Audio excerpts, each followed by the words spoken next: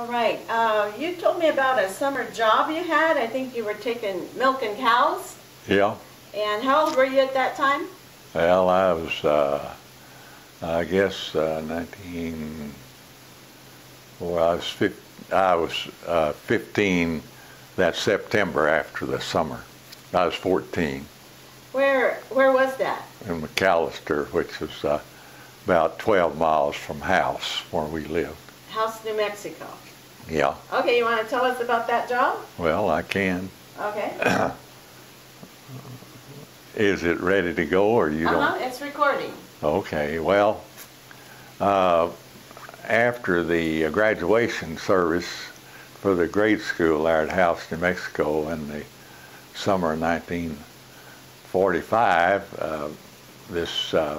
not 1940, not 1945, a guy from McAllister by the name of Runyon picked me up and took me home with him, and I worked all summer for him, and I'm a Mexican boy, and I hand milked from 19 to 21 cows, and we separated the milk, and then we fed the skim milk to the animals, the pigs and the turkeys and the chickens and the calves, and the Spanish boy, the Mexican boy, herded the cows because the guy didn't have adequate fence to keep them in, and I would go to the field and do a day's work in between milking those cows and everything, and we'd start as soon as it was daylight enough to see what we could do, and then we'd get through to eat supper that night about 10 o'clock at night if we were lucky.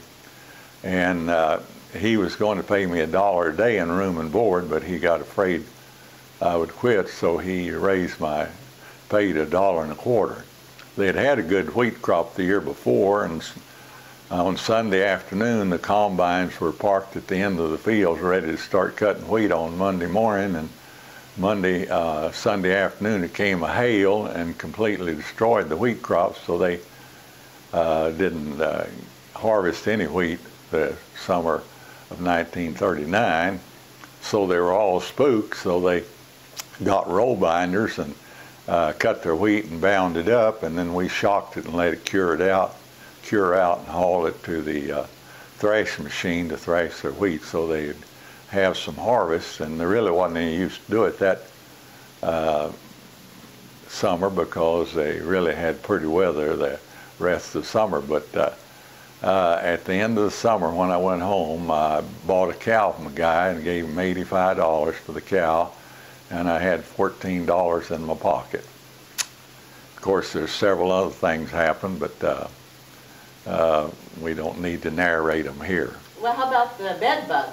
Remember the bed bugs? Oh, well, yeah. The Mexican and I slept in a room at the back of the garage, and the bed bugs were atrocious, and it was hard to sleep with the bed bugs chewing on you and sucking your blood. So I complained to her one night, and she came out and just saturated my bed with fly spray. And the next morning at breakfast, I can remember that I was kind of incoherent, and I couldn't remember my train of thought. And when I started to pick up my cup of coffee, instead of picking it up, it just hinged down like it had a hinge in it. So that's the reason I've been mentally insufficient the rest of my life, is she sprayed me with that fly spray.